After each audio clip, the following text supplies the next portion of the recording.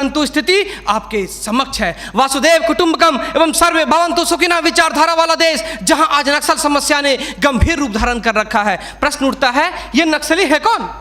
समाज के सबसे शांत, शहरों से दूर जंगलों में रहने वाले तथा खेतों के माध्यम से अपने जीवन यापन करने वाले वो लोग जो अपने पूर्वजों द्वारा दिए गए धरोहर को बचाने के लिए सरकार के खिलाफ हथियार बंद हो गए हैं और अंततः ये लोग नक्सली बनने पर मजबूर होते हैं। महोदय, आधुनिकीकरण के नाम पर उन गरीब आदिवासियों की जमीनों को छीन ली गई तथा उन्हें मजबूर कर दिया बंधुआ मजदूर बनने पर, किंतु आज उनकी अधिकारों की कोई बात तक नहीं करता। मन समर्पित, तन समर्पित और यह जीवन समर्पित। मैं पूछता हूं, देश की धरती तुझे क्या दूं, क्यों दूं और किस लिए न्यौछावर करूं अपना सब कुछ तुम पर? क्या इसलिए कि मुझे देशद्रोह जैसे शब्दों से नवाजा जाए या इसलिए कि मुझे फर्जी इनकाउंटर में मार दिया जाए? जी हां अध्यक्ष महोदय, कुछ ऐसा ही समय था जब मान्य सूर्य लखन भैया सोहराबुद्दीन तथा तुलसीराम प्रजापति को फर्जी इनकाउंटर में मार दिया गया। यह कैसी विडंबना है महोदय, हमारे विपक्षी साथी द्वारा मानव अधिकार का संरक्षण किए बगैर ही राष्ट्रीय सुरक्षा की बात करते हैं। जब आम लोगों का कोई अधिकार ही नहीं हो तो इस स्थिति में राष्ट्रीय सुरक्षा का क्या मतलब? मैं पूछना चाहता हूं अपने विपक्षी साथियों से, वे किस राष्ट्रीय सुरक्षा की बात करते हैं? पुलिस हिरासत में अत्याचार व मौत, उन्नाव केस, किसानों द्वारा आत्महत्या या बिहार के शेल्टर होम में हुई मासूम बच्चों के साथ दरिंदगी, क्या यह है राष्ट्रीय सुरक्षा?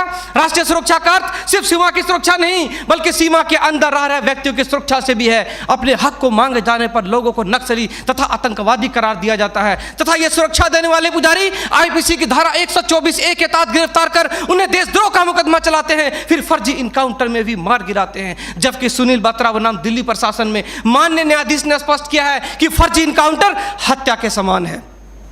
10 जुलाई 2004 को मनोरमा देवी के साथ दुष्कर्म और उसकी हत्या तथा पूर्वोत्तर राज्य की महिलाओं द्वारा हम सुरक्षा बलों के समक्ष निर्वस्त्र होकर विरोध प्रदर्शन करना इस बात का द्योतक है कि हम सुरक्षा बलों ने arms force special power act का दुरुपयोग कर नाजायज फायदा उठाया है। वहां के लोगों को जबरन गिरफ्तार कर उसे मानसिक एवं शारीरिक रूप से प्रताड़ित किया है तथा उनकी बहु बेटियों के साथ दरिंदगी कर मानवता को संसार किया है। यह देश की सभ्य समाज एवं लोकतांत्रिक शासन प्रणाली पर प्रश्नवाचक चिन्ह है। सीआरपीसी की धारा 41, 42, 107, 151 के तहत बिना वारंट गिरफ्तार करने की शक्ति, सीआरपीसी की धारा 129, 130 मजमे को तितर बितर करने की शक्ति और जरूरत पड़ने पर गोली चलाने तक की शक्ति इन सुरक्षा बलों को दी गई है। और कितने अधिकार दिया जाए इन्हें? तो दे दो रोलेक्ट एक्ट जैसा अंधा कानून और ढूंढते रहो इतिहास के पन्नों पर स्वतंत्रता एवं समानता जैसी शब्दों को। महोदय, आज जरूरत है चिंतन की, मंथन की, जागरूकता की, लोगों में विश्वास जगाने की। आज जरूरत है सुपर 30 जैसे संस्थानों की, ताकि अपने पथ से भटके हुए बच्चों को उचित शिक्षा,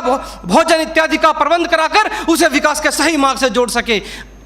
अंत में फैसला माननीय निर्णायक मंडल के पर छोड़ते हुए गुरुदेव रविन्द्रनाथ टैगोर की इन पंक्तियों के साथ मैं अपनी वाणी को विराम देना चाहूंगा कि मैं जीना चाहता हूं इंसानों की फौज के बीच में, मैं जीना चाहता हूं उगते सूरज की किरणों के बीच में, सुंदरता और सुगंध के बीच में। मेरी इच्छा है काश मिल जाए मुझे थोड़ी सी जगह इन जीने वालों के दिलों के बीच में। जय हिंद,